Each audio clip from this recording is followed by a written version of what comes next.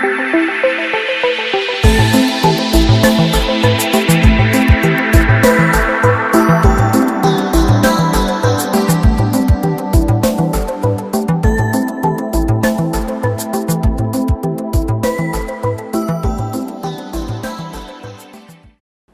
again to Mid-Missouri Art News today, August 9th, here at JCTV in Jefferson City, Missouri.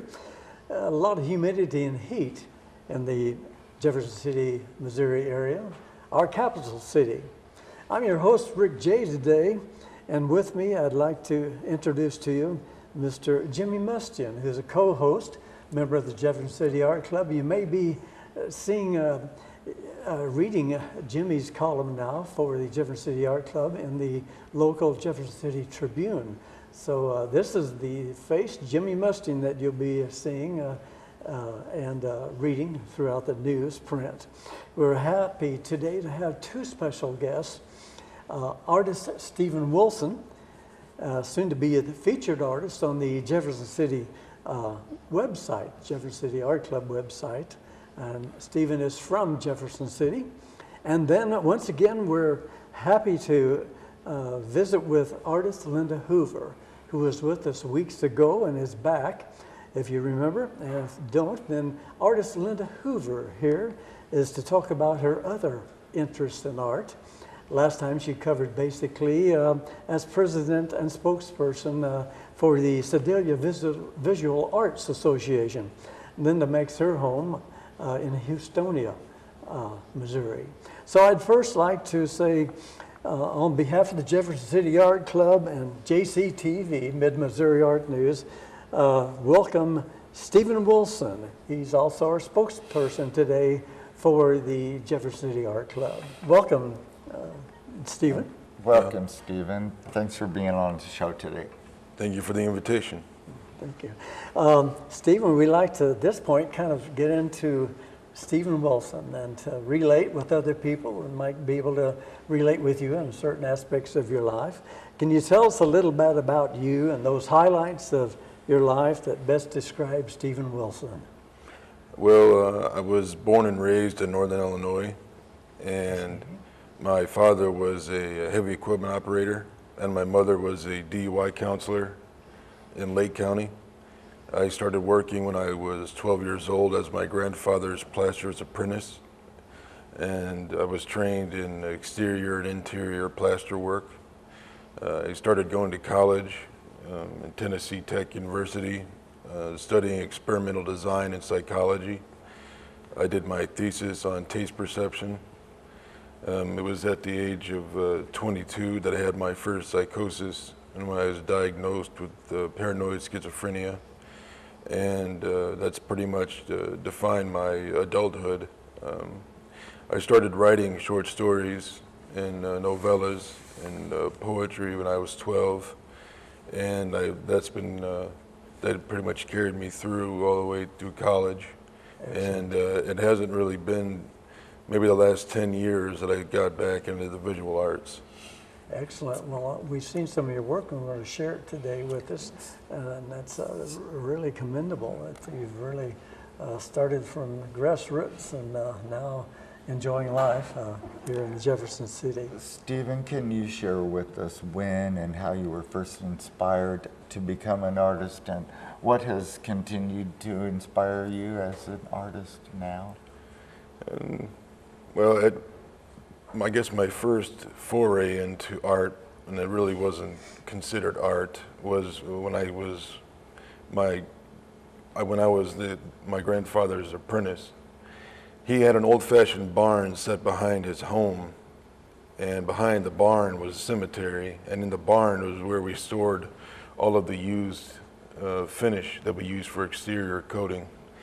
And I would use old styrofoam and old pieces of plywood, and I would start using that old finish, and I would start making pictures. Sometimes they would be abstract, sometimes they would be landscapes, sometimes they would be actual buildings that we were working on at the time. And that's really where I didn't really consider it to be art. I was just doing something that felt natural to me in that. Very interesting. And In regards to the literary, I first got started in Robert Frost, Ray Bradbury, Oh, my, yes. and moved into Edgar Allan Poe and Walt Whitman. And in the same way that they inspired me in my writing, as I got older and went into college, I was inspired by some of the movements like Expressionism and Fauvism and Surrealism. And the painters that meant a great deal to me is Bob Thompson, Salvador Dali, Oskar Kokoschka, Edvard Munch. And that has really sustained me through to the time now. Some of my Thank you. favorite artists Thank also you. are my. Me It's too. it's really awesome that they've inspired you through your career as an artist thus far. Well, can you, Stephen, share with us your favorite mediums and subject matter when working on an art project? I know you've brought some of your pieces that we'll be editing into the program so people can see, and even brought some of your tools that you'll be working with and talking about. So what's your favorite medium, let's say, and subject matter that you really like to get into? My favorite medium is stucco. And, That's very and interesting. it was the thing that I call the sound of sand. I actually brought my hawk. This is my 13, and this is sort of the things that you would do when you were getting ready to do a job. And it's the same way that I prepare to do some of my work when I work with different kinds of sand like silica or mortar, some of the sand that you might find in a curb or a street, and crafter sand. And I also like to use plaster of Paris. But I've also, I found a company. I've been trying to get away from construction materials and move into art materials, Yeah. Yes. which is, it actually sounds easier than it is, but I did find a company called Liquitex, and they have several mediums that are comparable to construction materials, Right. and a company called Golden. I see. So I've been able to use pumice stone and white flake, and I've been able to use that with acrylic paint. Now, it doesn't really play well with canvas, which is why very few of my works are actually on canvas. But I use different flooring materials and masonite. Do you I do do you ever too. get carried away when you're plastering? Because I picture you with the hawk and the blade for working a wallboard. I can imagine you getting carried away and drawing a scene, and the boss having to say, "Stephen, we're at work now." Has that ever happened? Well, no, not really.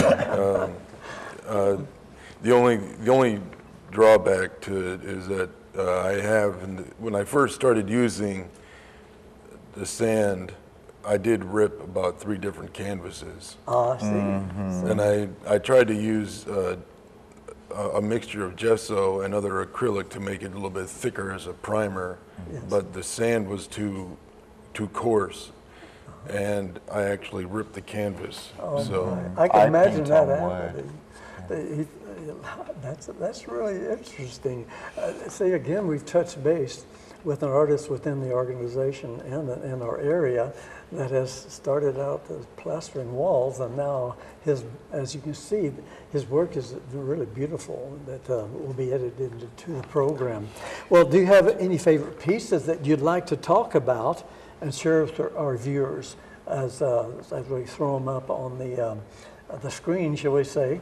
If you have any favorite pieces that you'd like to talk about. some of the pieces that I have that I'm going to be showing at the DMV, they're going to be, as you had mentioned about the diversity of my work, Yes. and some of the pieces are going to be expressionistic, some of them are going to be Fauvist, and they're going to be strong color, strong texture. There's going to be a lot of use of sand. One of them deals with my sister Marie, her memorial. It's called Marie's America. And there's another one where I actually based it on a poem by Longfellow, I see. The reaper and the flowers, but I call it the patient and the flower, and the patient and the reaper, where it's a self-portrait back when I had a beard, and I actually use sand on the face, on the facial expression, and that piece is on masonite. And another piece that I have is called Patch of Grace, where I use colored white flake with just a crafter sand. And I think people that really enjoy abstract work or abstract expressionism are going to be, I think they're going to find those works to probably be the best works that I've done so far. Now, Stephen, do you have any projects that you're working on currently, or any pieces that have been used or shows around town that we should know about? Well, I just got finished showing work in the Director's Showcase for the Mental Health Foundation, or the Missouri Mental Health Foundation, and I did have a piece in the National Alliance of Mental Illness State Convention, and I'm going to have about a dozen works, the DMV in Jefferson City. And most recent projects, I'm working on a study of life mares. I call them life mares, but they're basically going to be like a pathology of the human condition. And they're going to be dealing with death and want and betrayal, and really a pathology of the human condition. very interesting. Well, Stephen, you're a current member of the Jefferson City Art Club, which will soon be active into its 114th year come September.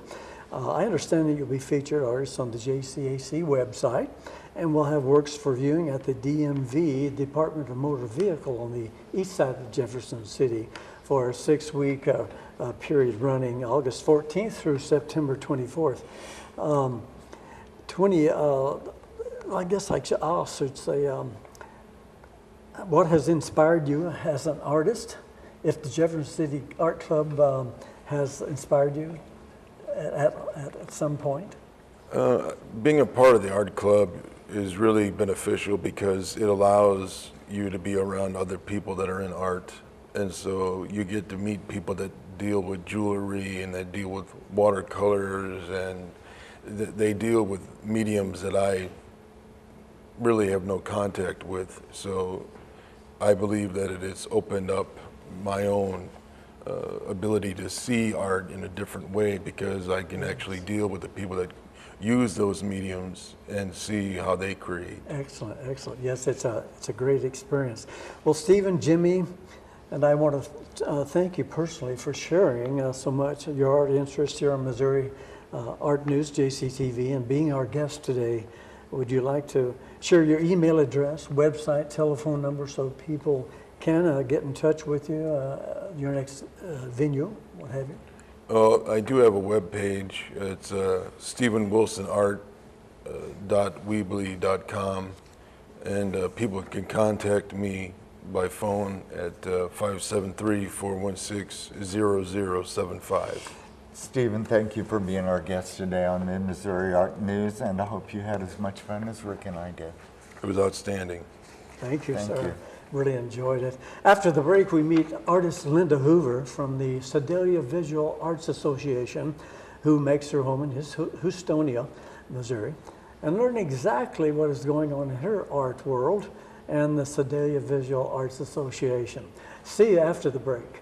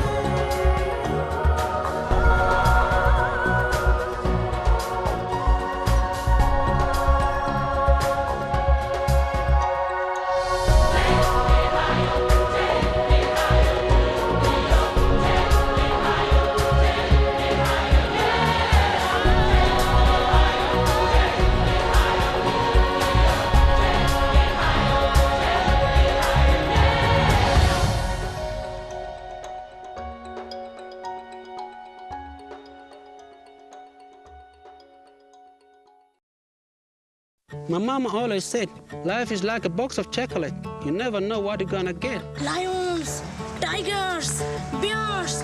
Oh my! Hakuna bini kanjanda.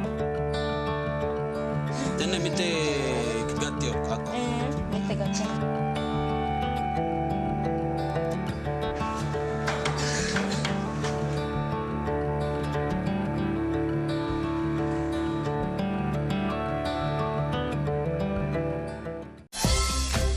By purchasing a Children's Trust Fund license plate, you're helping to prevent child abuse and neglect in Missouri.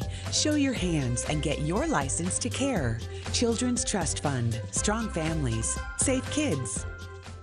Being a parent can be challenging. During stressful times, stay calm and take deep breaths to relax before handling hectic situations. When stress heats up, keep your cool. Parent with patience. Children's Trust Fund of Missouri. Strong families. Safe kids. Welcome back, everyone. Jimmy Mustion, my co-host today, and I continue with an honored guest, artist Linda Hoover, who's back with us. Remember last time we talked to her, she had been climbing buildings in Sedalia, Missouri, doing large paintings. But Linda is here today to share a bit of her life as an artist and president and spokesperson for the Sedalia Visual Arts Association. Welcome back to JCTV. Thank you, Rick. Mid-Missouri Art News, Linda. Welcome, Linda. It's Thank nice you. to have you on our program. Linda, would you tell us a little bit about you, some of the things that highlight your life and that best describe Linda Hoover? Best describe Linda Hoover. Well, I've always thought of myself as an artist, I think because my mother was an artist and encouraged me. She did wonderful watercolor paintings and would buy me supplies, get me lessons. And then when I was in school, I was always the class artist. I can tell you one story from school that I was thinking about today. And then this is different than the last time. Oh, okay. But when I was in about 4th grade, I think, we had a talent contest. So I got together with a group of girls, and they had a song. It was called The Littlest Angel. And I did the illustration on the chalkboard. So I had a great big space to draw on, which I like. Yes, yes. And I won first place. Oh, I did the boy. little angel and the whole little song. And so that was something from my past, just a happy, happy memory that encouraged me. Yes, definitely. Now, I guess that you would like to say once again hello to the family. Last time you was, I believe, headed to visit a son and grandson. So if you want to say a shout out to the family, this is... Well, sure. I'd like to say hi to my husband, Dave, is here. Yes. And so, Nice to have hi, you as a Dave. guest today. And hello to all my children, to Carol and Jim and Lois and Ruthie and Libby and all my grandchildren. And the last time I forgot to say hi to my brother, my older brother, Ben Hubbard, who's out in California. He teaches at Cal State Fullerton and has always been a big encouragement to me. That's very nice. Excellent, excellent. Well, can you share with us when and how you first was inspired to become an artist? My mother, you're thinking? Yes, my mother first inspired. Well, maybe I could talk about when I became a professional artist. When I had children and school, I wanted to have some work I could do from home. We had a lot of children, and I didn't want to have to work out. And so I tried out a few things. I'd actually been doing a Bible study on the book of Proverbs, and it talks about, chapter 31 talks about the godly woman, and that she's real busy, she buys and sells things, and it just caused me to want to have a business.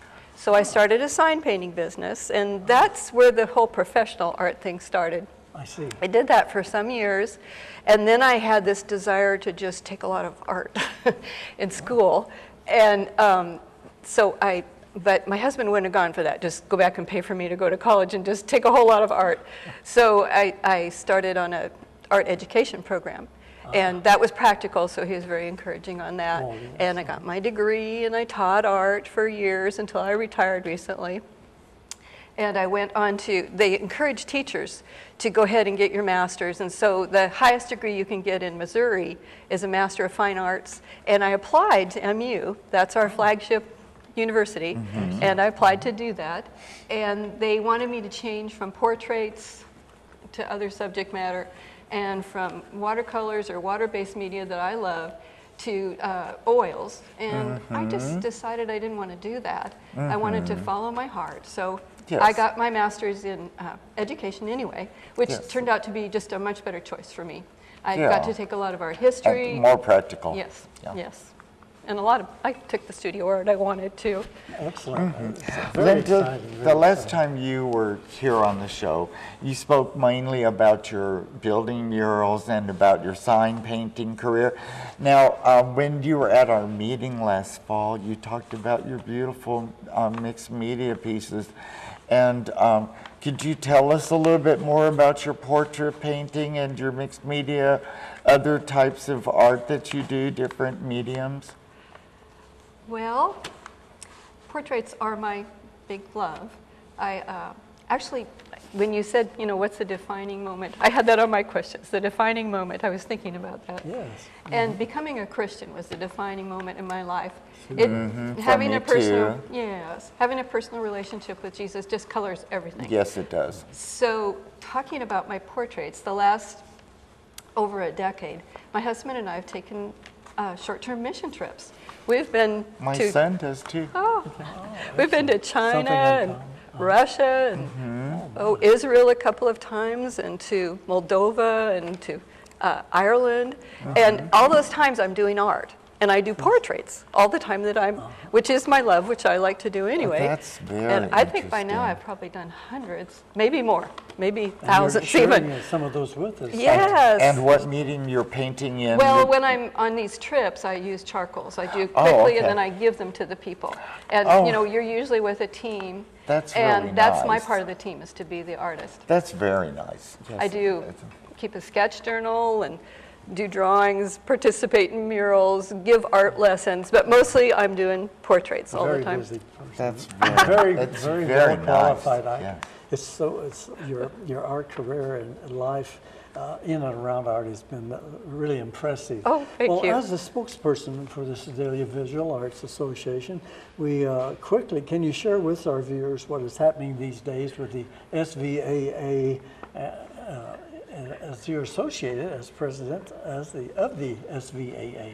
I sure can. I would love to. Yes, good. We are busy. Well, during the fair, we are a big part of it. It's Sedalia Visual Arts and the Missouri, Mid-Missouri artists from Warrensburg. We receive the art, we hang the art, we are the docents at the fair, and we put on the reception that we have.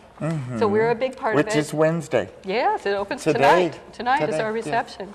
And you have a beautiful piece in there. Thank you. Oh, yes, Yeah. Jimmy has Delightful. a piece Yes. in the Missouri Top 50. Yes, he That, does. if you get to the fair, please take a look at all of the art. And remember, Linda has a lot to do with that. So it's the effort of everyone, the artists and those putting it together. Can I tell about a few other Yes. things? Or how are we doing on time? Yes, yeah. Okay, we have a regular display at our city hall that I organize. Every 2 months we change it out. So right now I'm part of that display. And there's two other ladies, Shirley Horacek and Marlis Weiss, have beautiful, Marlis works in portraits and Shirley works in, I'm losing my word here, but she does beautiful work. And collage, beautiful collage. Oh, my. And we'll be changing, every 2 months we change that out. So that's one venue that we show. And right now we have a show hanging at the Daw Museum, but at the Goddard Gallery, which is still under the direction of Tom Pichet. And I've heard of this. Yeah. Oh, we have a wonderful show. I'm really proud of this show. It's on Reflections, and I think that the artist did a terrific job, Sedalia Visual Art, of just taking that theme and running in several directions with it, every possible direction. I love working with the themes that Yes, for a I do show. too. Yes. Well, I know ask the folks to look into their website and you can get their newsletter, and they cover so much there and guide you through. So I'm very well impressed with Glenda Miller, who does the website, Yes. the newsletter. So it's very informative. Well, Linda, we're about to run out of time, and if you could you please give us a website or email address, phone number maybe, that where the viewers will be able to learn more about your artwork and about the Visual Arts Association? I sure can. My own is easy, lindahooverart.com, www.lindahooverart.com. And I'd love to have you check out my art. I have an Etsy shop too, but everything's linked from the website, so that's easy. That's great. And Sedalia Visual Arts has a website too. We're Sedalia Visual Art Association.org. It's long, but that's what we needed to do. And it's a chance to see a lot of the artists. I think Glenda has a page, but we have pages. That's another venue for our artists, that they can have a gallery page on the website. So it's a chance to see, I think about 12 or so now. Oh, that's very interesting. Yeah, Very so you can see impressive a good newsletter, sample of our art. informative, Yes. Well, Linda, on behalf of JCTV, once again, and Jimmy and me personally, I want to thank you for contributing once again to Mid-Missouri Art News, making it a learning experience and an informative experience for me and our viewers. Thank you again. Thank you so much. Thank you, Jimmy. Yes, thank you. Well, next featured guest here on Mid-Missouri Art News, make sure my notes are correct, September 13th, 2017, we'll be looking at well-known animal portrait artist Honey Hodge of the Jefferson City Art Club, and then Richard Dutton. If you're into watercolor, you've probably heard of Richard Dutton. In fact, we'll be interviewing Richard Dutton as soon as he returns from Dubai and a trip to India, where he'll be doing watercolor plein air art. He's from Hallsville, Missouri. So that'll be an interesting interview taped. Our next guest under the Spotlight on the Arts, which is an informative program, an extension of Mid-Missouri Art News, is the well-known artist Jim Dyke. Now you probably will remember that name and associate it with the Jefferson City Tribune. So we look forward to a half-hour show with a spotlight on Jim Dyke. That spotlight will be taped on September 6th, so shortly thereafter it'll be aired and up for viewing. I look forward to that event also. Well, thank you, JCTV producer Gloria Enlow and the staff here at JCTV, and thank you, our viewers, for watching. Look for more Mid-Missouri Art News right here on JCTV. And YouTube? Yes, on YouTube. I'm Rick Jey saying, see you next time. Thank you, folks.